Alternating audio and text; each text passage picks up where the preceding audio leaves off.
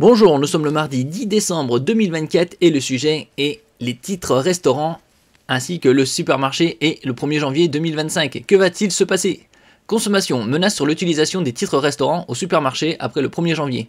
La secrétaire d'État démissionnaire à la consommation Laurence Garnier estime que la chute du gouvernement Barnier va empêcher le Sénat de voter la reconduction du dispositif. Ça c'est un article de ce matin et il y a 2 semaines environ. Fin de l'exonération des titres restaurants, 40 000 emplois menacés. Nous allons voir tout ça dans un instant. N'oubliez pas de vous abonner pour plus de news nationales, européennes et internationales sur ce monde merveilleux dans lequel nous vivons. Le gouvernement démissionnaire alerte sur les conséquences de la chute du gouvernement de Michel Barnier pour les consommateurs. L'utilisation des titres restaurants en supermarché pourrait ne plus être possible après le 1er janvier 2025, a en effet affirmé lundi la secrétaire d'État démissionnaire à la consommation Laurence Garnier. Selon elle, le Sénat ne va pas pouvoir voter la reconduction du dispositif. Ça c'est un article de ce matin. Et il y a 2 semaines, fin de l'exonération des titres restaurants, 40 000 emplois menacés. Ici, 40 000 emplois menacés. S'appuyant sur les chiffres de la CNTR et de l'INSEE pour 2024 et 2023, l'étude affirme que le dispositif est un pilier pour l'emploi, soutenant 76 000 emplois directs dans le secteur de la restauration et moins de 7 500 dans le secteur de la distribution alimentaire. En cas de suppression de l'exonération, la Commission a calculé que 40 000 emplois pourraient disparaître. C'est énorme. D'un point de vue économique, chaque euro investi par les employeurs dans les titres restaurants engendre 2,7 euros injectés dans l'économie locale selon l'étude. Celle-ci calcule ainsi que 14 milliards d'euros ont directement bénéficié aux commerces et restaurateurs grâce aux titres restaurants en 2023.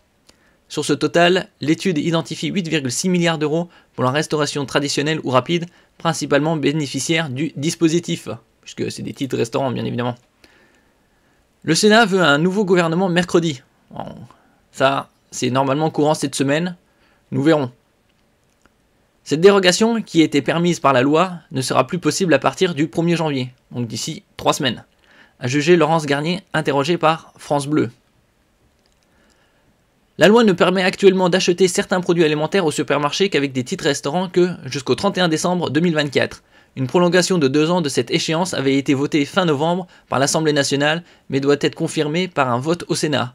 Or, la Commission des affaires sociales du Sénat n'a prévu d'examiner cette prolongation mercredi qu'à une seule condition, qu'un gouvernement ait été nommé à cette date. Un calendrier trop serré selon Laurence Garnier. Les Français ne pourront plus utiliser leurs titres restaurants dès le 2 janvier 2025 pour leurs courses de farine, beurre, huile et tous les produits alimentaires non directement consommables, a affirmé la secrétaire d'État démissionnaire lundi sur X, c'est-à-dire Twitter. Moins de pouvoir d'achat grâce au Rassemblement national allié à l'extrême gauche, a-t-elle encore déploré. Les extrêmes se rejoignent. Coopération. Les restaurateurs mécontents. Le dispositif permet actuellement à 5,4 millions de salariés en France d'utiliser leur ticket resto pour acheter en rayon des produits nécessitant préparation, farine, pâtes, riz, viande. Les restaurateurs le déplorent. Le titre restaurant devient un titre alimentaire, il perd définitivement son objet. S'était désolé mi-novembre Catherine Kérard, présidente du syndicat patronal des restaurateurs GHR. Faut pas oublier que ces 3 dernières années, l'inflation a été stratosphérique puisqu'elle était plus importante ces 3 dernières années que les 30 années qui l'ont précédée. Selon le GHR, la part des recettes en titres restaurants dans la restauration a diminué depuis 2 ans, tandis que celle dépensée dans la grande distribution est passée de 22,4% fin 2022 à 30,1% mi-2024.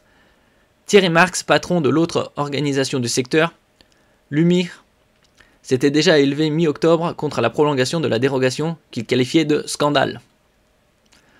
Nous verrons ça s'il y a un nouveau gouvernement, nouveau Premier ministre cette semaine, et quand sera-t-il début de l'année prochaine.